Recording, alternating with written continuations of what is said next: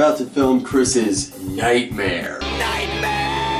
In the nightmare, I am this horrifying creature in a black unitard. It already looks terrifying. Yeah. Dun dun. Dun dun. Dun dun dun dun dun dun dun dun dun dun dun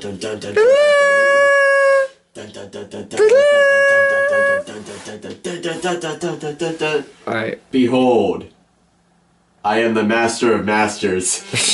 I'm gonna give you a black box. You won't know what it is until Kingdom Hearts 7. And even then it's gonna be a big letdown. I'm pretty sure what's in that box is gonna be a huge letdown. It's gonna be Kyrie's character development. Well, that's where it went. The scene in Chris' prologue of Troy and I hanging from a helicopter was actually taken from the Epiczacko movie. But in the Epiczacko movie, it looked like this. That's a big drop! It needed some polish, to say the least. So we searched the house and found our old army suits again to refilm the scene. So, Troy, guess what? You get to put on your favorite army suit again. Are you fucking kidding me? Man, just when I thought we were done with this shit about a couple of years ago. God, this thing is short on me.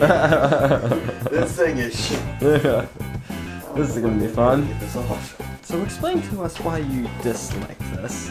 Because these are uncomfortable as hell. Oh, boo-hoo. Troy, you got too fat. Oh, shut up. Wait, try sucking into your stomach. There we go. Well, you're gonna suffocate, but... Hey, it wouldn't be the first time. Fuck off.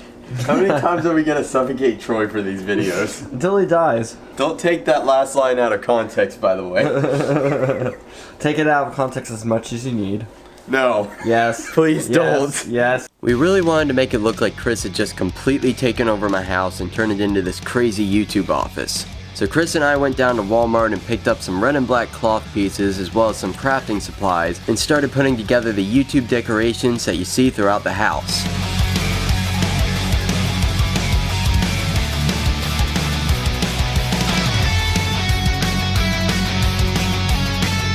So we're going to take these YouTube signs we created and put them up on the walls of the house.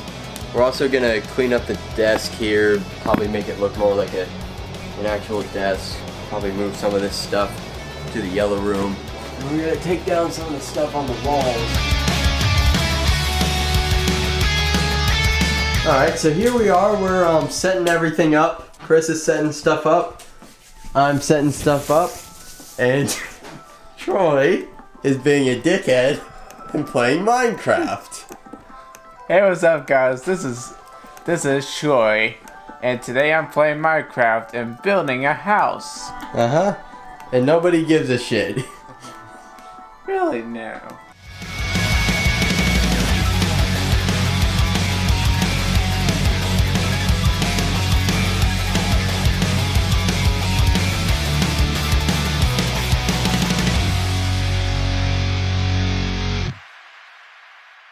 The third, terror, is different, creepier.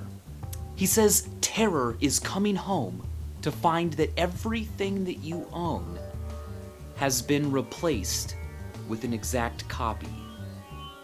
Terror is feeling something behind you, its breath on your neck, knowing that you will be grabbed, but then turning around to find that there was never anything there in the first place. Without editing, and if you take away the part about the universe dying, the second to last scene of Chris' prologue is very funny. This scene came from an idea that Chris and I had in the late hours of the Continuity War Part 1 party after the others had left, that if you showed comedy and horror at the same time, but didn't show the audience what to be afraid of right away, it could create a very eerie feeling in the subconscious mind of the viewer. Now whether this worked or not is up to you guys to decide, and you can let me know in the comments if you want. I can't be the judge of it. But what I can tell you is some of the ways I pulled this effect off using editing. One of these ways is of course the music. The first song I use in the scene is a very upbeat retro jazz track as Chris begins his final day at the YouTube internship. The only thing you might notice that's off at the beginning of the scene is the color grading. The second song I used is another retro jazz track that I was very lucky to find, except this time it's a little bit scarier. This song plays all throughout the middle section of the scene as Chris starts to piece together the hints that the universe is falling apart. The final song is just a straight up horror track and starts right as Chris, and hopefully the audience, have figured out at about the same time that the universe is being forgotten. I was a bit worried about this song because unlike the other two, this one is a bit more popular. It's from Sonic.exe version 5. The risk of using a song like this is that your audience may recognize it and be taken out of the immersion of the scene. But this song really just fits so well for this part of the scene, and it didn't take me out of the immersion when I watched it, so I stuck with it. Of course, that's just the audio. Every scene must also have visuals. Throughout the scene, starting at about the middle, the saturation slowly gets turned down until the scene is black and white. And a digital noise effect gets turned up and up and up. This happens so slowly that you probably won't even notice it at first, but by the end of the scene, it's glaringly obvious. Finally, I want to talk about my favorite effect in this scene. I've been learning how to use After Effects recently, and while Premiere Pro is still used for most of the video, I did these two shots of the static walls in After Effects. I used a process called rotoscoping to separate the objects in the room from the walls, and then replace the walls with TV static. This effect is really cool because it's like green screening without a green screen. But don't get too carried away. If your shot is moving around too much, this effect will not work. Alright, and that's a wrap for Chris Prologue at 3 in the morning. Yay! Now let's all go to sleep.